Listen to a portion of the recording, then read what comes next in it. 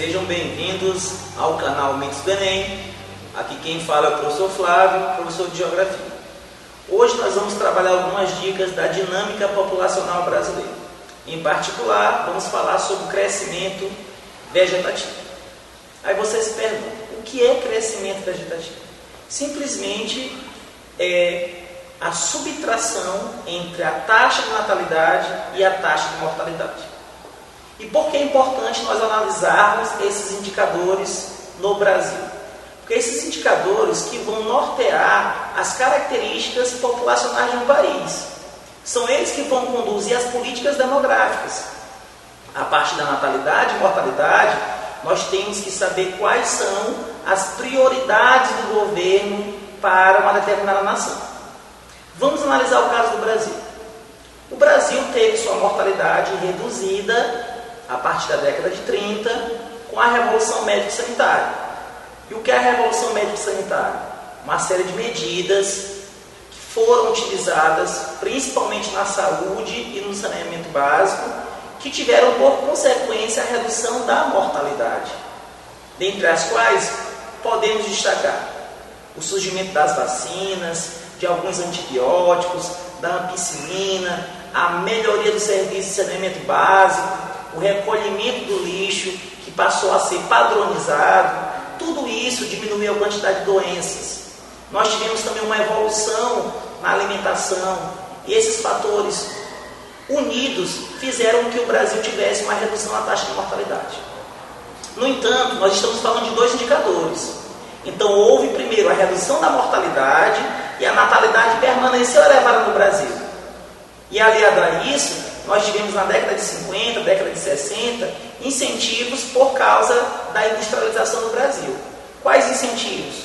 Ampliação da natalidade, propagandas, uma política demográfica chamada de natalista. Se ela é natalista, quer dizer que ela é o quê? Que ela é a favor dos nascimentos. Eu posso ter política natalista e antinatalista. O Brasil adotou uma política natalista a partir da década de 50. Isso deu ao Brasil um surto populacional. Como isso cai no Enem? Essa é a grande dica. Isso cai com o nome, a expressão explosão demográfica. Isso pode ser cobrado para você. O que é explosão demográfica?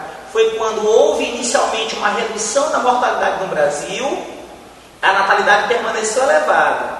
Com isso, o crescimento vegetativo no Brasil foi de forma acentuada, se deu de forma acelerada. E o Brasil cresceu num ritmo acelerado.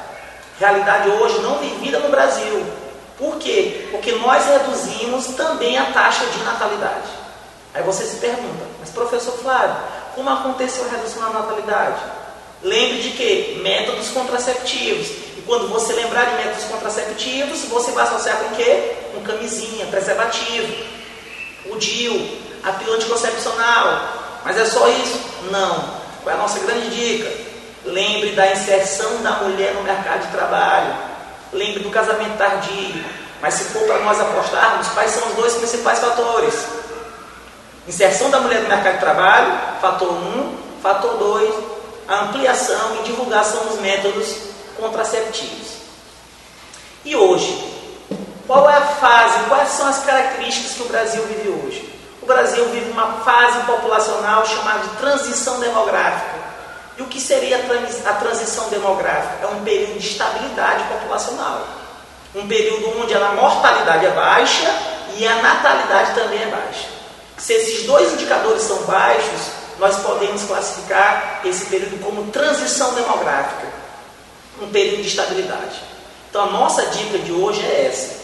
A natalidade é um fator muito importante para ser analisada nas características populacionais de uma nação, assim como a taxa de mortalidade.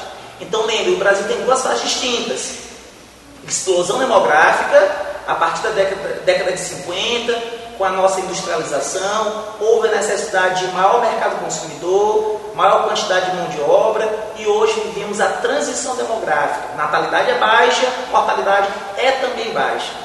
Mas quais são as implicações no futuro? Você vai descobrir na próxima aula. As implicações no futuro vão gerar uma pirâmide invertida, mas você só vai saber se assistir o próximo vídeo. Um abraço.